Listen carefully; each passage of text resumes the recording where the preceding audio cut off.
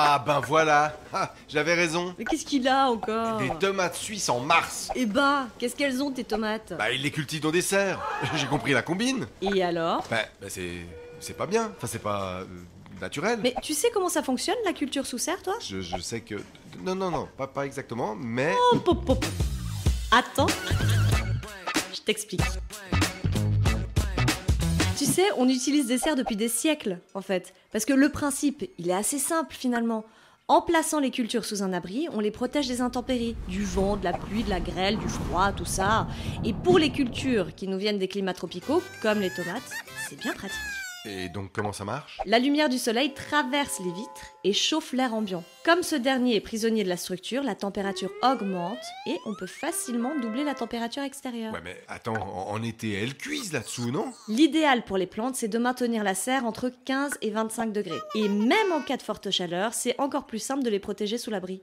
En mettant la clim? Non, mais en aérant la serre, en déployant des écrans blancs sous les toits pour bloquer la lumière, ou en modifiant l'hygrométrie. L'hygrométrie? C'est le taux d'humidité dans l'air. Si on l'augmente en utilisant des brumisateurs par exemple, l'atmosphère se rafraîchit. Et y a jamais de chauffage alors? Si, mais un chauffage d'appoint en complément du soleil pour protéger les plantes. Ah ouais, bah quand même, hein. Chauffage égale énergie, égale rejet de CO2 dans l'atmosphère, hein. C'est simple. Pas tant que ça justement.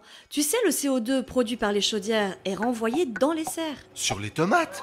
Mais c'est dégoûtant. Mais non, tu te souviens, les plantes, elles ont besoin de CO2 pour vivre et pour produire de l'oxygène. Ah ouais, c'est vrai. Mais oui. Et puis comme tout le monde, les producteurs cherchent des solutions pour réduire leur empreinte. Le biogaz, le solaire, les pellets... Bon, n'essaye pas de m'embrouiller. Les serres, c'est pas naturel, c'est tout.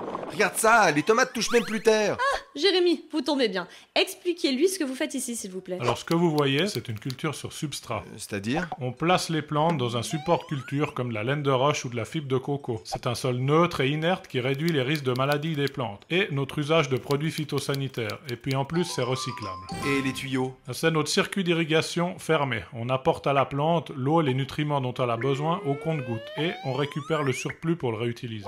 Et vous traitez vos plantes? Très peu.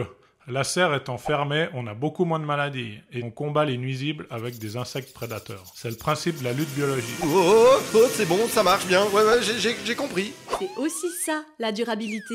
Donc, cultiver sous une serre, c'est mieux qu'en plein champ. C'est complémentaire. La serre, le champ, le bio, il faut arrêter d'opposer tout ça. La serre et les technologies qu'elle embarque permettent, entre autres, de protéger les plantes les plus fragiles, sans passer par des produits phytosanitaires. Ok, bon, alors, ce que j'ai dit au début... Oui, c'est pas naturel, c'est pas de l'agriculture, tout ça. À peu près. Je me dis que c'est pas forcément la peine d'en parler à Jérémy. Jérémy, vous pourriez revenir, s'il vous plaît? de combat.